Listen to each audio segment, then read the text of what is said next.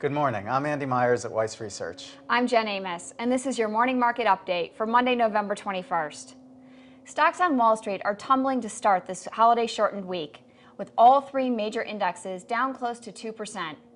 Investors are showing their disappointment with the debt supercommittee tasked with cutting $1.2 trillion from the federal deficit over 10 years.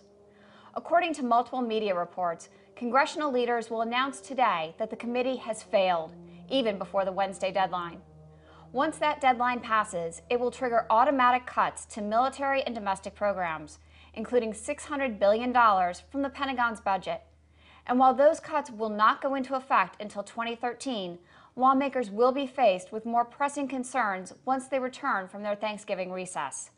They'll have to decide whether to extend a payroll tax cut for most families, as well as jobless benefits for the long-term unemployed.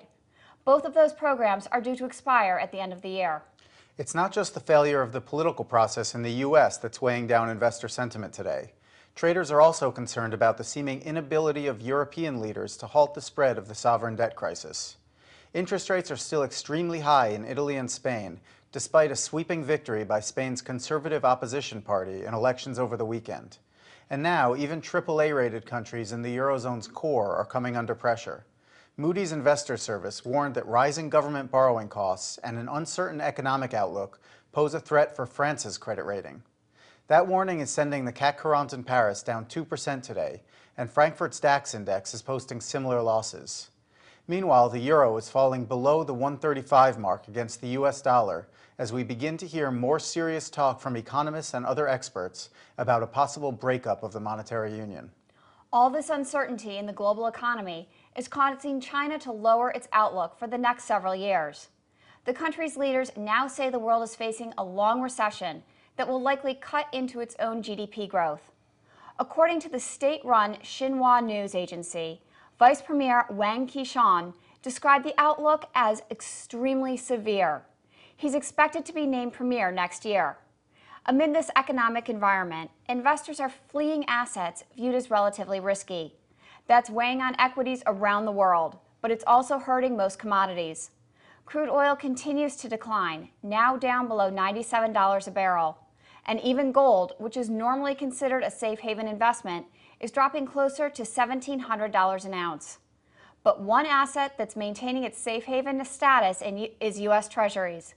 The yield on the benchmark 10-year note is falling back below 2%.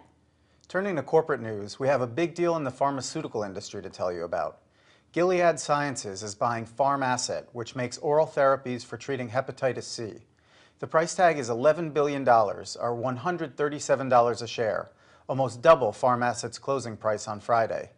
Its shares are jumping 85% on the news, and Gilead is losing more than 10%. Meanwhile, shares of Western Digital are little changed in early trading. The company says it will vigorously challenge an arbitrator's ruling that it misappropriated confidential information and trade secrets from Seagate Technology. Seagate was awarded $525 million plus interest in the dispute. And on the earnings front, Tyson Foods reported a big drop in fiscal fourth quarter profit. But Tyson's sales rose by $1 billion, and the company said revenues next year will be in line with estimates.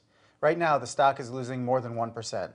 After the closing bell, we'll get quarterly results from Hewlett-Packard and Analog Devices. That's the latest from Weiss Research. Have a great trading day.